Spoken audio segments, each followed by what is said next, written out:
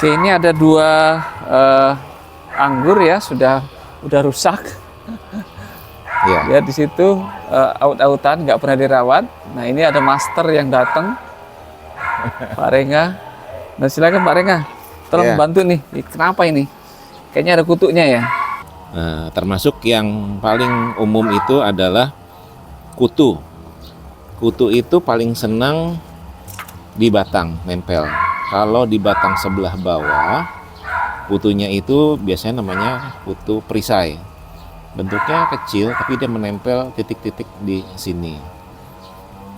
Nah, ini kita harus rajin-rajin kulitnya ini kita kelupas. Nggak apa-apa ya?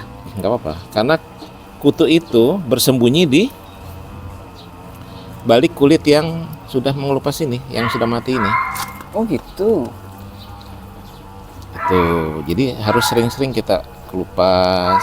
Terus pada saat kita sikat pakai sikat gigi, itu tetap dalam posisi terkelupas berarti ya? Iya, baiknya kita kelupas dulu agar kutunya terekspos. Baru kemudian nanti kita ambil sikat gigi, kita cocol ke Vanis ya, vanis yang vanis itu ya buat cuci pemutih baju. itu ya. Kemudian kita gosok aja, nanti dia akan ngelotok, dia akan rontok sendiri di sini. Oke. Itu musuh paling utama dan paling umum kalau di pohon berkayu seperti anggur ini. Apa efeknya biasanya kalau ada kutu itu? Nah, kutu itu dia malakin nutrisi. Ngambilin Nutrisi yang nutrisi? lewat di sini disedot. Oh oke. Dan kutu itu berkembang biaknya banyak, jadi mereka nyedotnya rame-rame. Oke. Efeknya apa? Nanti di atas ini nutrisinya habis. Dia di Atas sepanjang batang atau hanya di area bawah? Biasanya di area bawah yang kelembapannya tinggi. Oh, oke. Itu kelembapannya tinggi, itu yang dia lebih dominan untuk menjadi berkembang biak. Jadi sampai dengan titik dia berbelok ya. Kalau tanam anggur itu kan ada, apakah kita mau pakai para-para seperti ini, atau kita mau bentuk menjadi seperti hordeng, namanya teralis. Oke. Jadi naik primer, kemudian dia ke samping. Oh bisa dipaksa dong berarti ya? Dipaksa. Nanti dari sini cabang itu naik lagi ke atas menjadi seperti hordeng. Oh oke, aku pernah lihat itu. Nah, itu namanya model teralis. Model teralis. Kalau ini model para-para, jadi di atas dan kemudian dia menjalar di atas. Kita review dari media, rasanya ini bagus. Bagusnya apa? Dia sudah dibentuk barrier ini, jadi tidak akan kebanjiran. Ya. Yang kedua, dia langsung di media, dan medianya juga sudah komposisinya lengkap ya. Ada tanahnya, ada pupuknya, ada kotoran hewan dan lain-lain. Ya ini memang saya naikin kira-kira 30 cm dari tanah. Karena kalau hujan biasanya banjir, di sini banjir. Ya. Jadi dia aman itu, airnya langsung turun. Ya. Jadi PR kita sebenarnya satu, ngebersihin ini, kita sikat nanti. Kemudian di atas kita bentuk ulang. Oke. Hajar Jadi, aja Pak. Kalau anggur itu kita harus tahu dulu kita mau bentuk nantinya mau kayak gimana sih. Jangan dibiarkan terserah maunya gimana si pohon, jangan. Kita yang harus tentukan. Ini ada 2 pohon, baiknya kita bikin ada 2 jalur. Satu jalur yang merah, nanti sini jalur yang hijau. Jadi nanti dia teralisnya ke sana gitu ya, memancang ke sana ya. Nah, yang ke sana nanti itu akan pembuahannya ke sini. Jadi yang kita targetkan nanti percabangan yang keluar itu akan tumbuh yang baru dan bisa menjadi bagus seperti ini. Oke. Yang seperti ini nanti yang bisa menjadi mengeluarkan bunga dan buah. Udah cukup besar ya, udah cukup umur itu ya. Ya, sebesar pensil, warnanya coklat. Umurnya sudah cukup, itu indikasinya warnanya coklat seperti ini. Besarannya sudah sebesar pensil seperti ini. Karena kalau besarannya kurang dari sebesar pensil, dia seperti pipa nutrisinya itu kurang cukup besar. Oh, oke, oke. Jadi kalaupun keluar bunga paling kecil dan kadang-kadang Oke. nggak sampai tamat. Penjelasannya bagus banget. Ya. Karena aku juga bingung. Ada orang bilang harus sebesar pensil, tapi kenapa gitu? Ya, karena satu pohon ini besarannya berapa? Anggaplah pipa yang besar. Ke sana pipanya juga masih besar. Tapi ke masing-masing tempat untuk berbuah itu, kalau bisa besar ya bagus, minimal sebesar ini. Oke, oke. Sebesar inilah minimal itu nanti penyaluran nutrisi dari media itu akan bisa sampai ke ujungnya. Oke, oke. Very good explanation. Jadi seperti itu. Nah, ini yang kita harus lakukan. Jadi ya kita Pangkas ulang ya. kita arahkan ulang ke sana Oke. jalur utama seperti Oke. jalanan saja. Oke. Jalan utamanya ke sana, nanti jalan ke masing-masing Oke. rumah ada. Nah, kalau sudah kita taruh ke sana, itu boleh berapa cabang ke sininya? Biasanya antar cabang ke cabang berikutnya itu kita yang mencukupi saja, dalam artian pada saat nanti itu keluar daun, daun kan akan memakan tempat. Jangan sampai di sini ada, di sini terlalu rapat, berdempetan, matahari nggak dapat semua. Oke. Biasanya sekitar paling rapat tuh 30 cm antar ini. Biasanya sekitar 2 atau 3 mata tunas.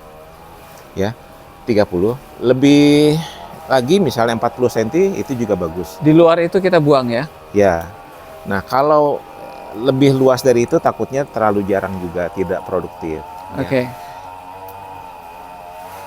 Nanti kita akan bentuk ulang, ini jalur utamanya kemana, yang pohon kedua jalur utamanya kemana, baru kemudian kita yang sudah terlalu jauh, tapi ternyata itu tidak memenuhi kualifikasi untuk pembuahan, ya kita potong, Oke. agar keluar tunas Ya, baru, tunas baru. membentuk cabang baru, dengan media kita benahi, hama kita buang semua, mudah-mudahan menjadi lebih sehat, dan tunas yang baru itu akan lebih sehat lagi. Oke. Kan itu kita pangkas aja. Nah, kalau kita lihat yang ini lebih besar.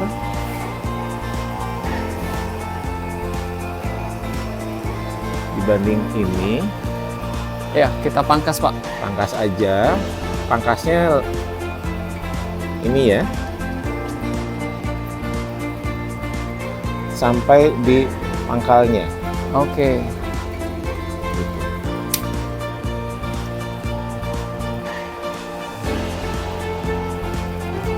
Ini kita buang.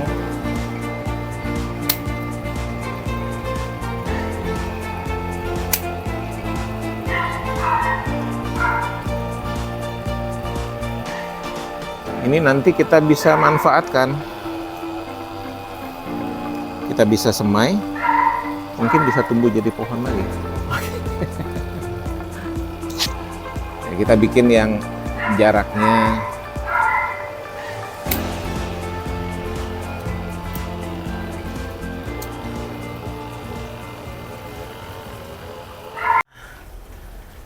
sudah ukuran yang ideal ya. Ukuran yang ideal untuk dari grounding naik ke atas. Biasanya kalau yang kebun produksi tinggi para-para ini hanya 2 meter Pak Gani, segini saja. Oh, oke. Agar tidak perlu naik tangga. Oh, sih. Oke. Tapi kalau buat hobi atau estetika kan terlalu pendek. Iya, ini sebenarnya sebagai pelindung juga kalau ngopi di bawah gitu. Ya, segini ini cukup. Lebih dari ini ketinggian. Oke, oke. Ya. Nah, begitu naik ke atas, menjalar sekundernya, ini pun sudah panjang yang pas lah. Ada yang bikinnya panjang sekali, kasihan. Pohonnya mendorongnya terlalu jauh nutrisinya. Kalau segini sudah pas. Apa indikasi pasnya? Kita lihat di ujung situ, batang paling ujung itu masih sebesar pensil. Oke. Artinya dia masih tercapai nutrisinya ke sana. Seiring waktu nanti dia akan tambah besar kalau ditanam di tanah begini, dia bisa menjadi sangat besar. Bisa sebesar ini. Kalau udah sebesar ini, Umur anggur bisa berapa tahun? ratusan tahun. Hah? Really? Tapi akarnya tidak merusak. Itu Oke. bagusnya. Oke. Dia bisa besar sekali. Batang sekundernya ini, kalau sudah besar itu, tidak akan ada matinya. Buahnya terus. Oke. Karena dia di tanah, nutrisinya diambil sendiri, kita kasih tambahan saja, itu akan terus bagus. Nah, ini sudah sangat bagus jaraknya. Ya, tinggal yang berikutnya adalah ini harus diobatin terhadap kutu dan semua penyakit yang sudah ada. Kemudian seminggu sekali dikasih juga obat yang sama untuk perlindungan. Ini nggak ada daun sama sekali, nggak masalah ya? Nggak masalah. Dibotakin ini, jadi dibenerin. 1 minggu dia sudah keluar tunas baru. 2 minggu dia sudah keluar daun baru. 1 bulan dia sudah mulai gondrong. Kecuali di batang sini bermasalah. Oke. Apa masalahnya? Misalnya di sini ada bolong. Di balik bolong itu kita melihat ada hitam. Dan keluar seperti getah hitam. Itu artinya ada hama di dalamnya. Nah, itu kita harus obatin juga. Karena dia akan menutup saluran nutrisi ke atas. Nah, itu harus. Nah, kalau ini tidak ada. Ya. Bagaimana cara agar tidak ada? Yaitu seminggu sekali kita kasih obat. Obatnya obat apa? Kalau untuk insektisida, ini untuk hama, kutu-kutu semacam itu, ada yang paling sering orang pakai itu ada Abasel, bahan aktifnya abamectin, itu sangat ampuh terhadap hama-hama anggur yang di sini. Atau yang kedua Agrimek. Biasanya kita pakainya rotasi. Jadi biasanya 3 macam. Kalau saya biasanya pakai Abasel, Agrimek sama Decis. Minggu pertama, minggu kedua, minggu ketiga. Khusus batang gitu ya? Ya. Biasanya batang nanti pada saat keluar daun juga itu agar tidak ada hama thrips yang memakan daun muda. Hama thrips itu kalau misalnya keluar daun muda, dia akan menjadi keriting dan keriput. Dia tidak mau membesar daunnya. Itu ada hama thrips. Kalau kita balik di belakangnya, itu ada putih-putih. Oke. Itu juga pakai insektisida.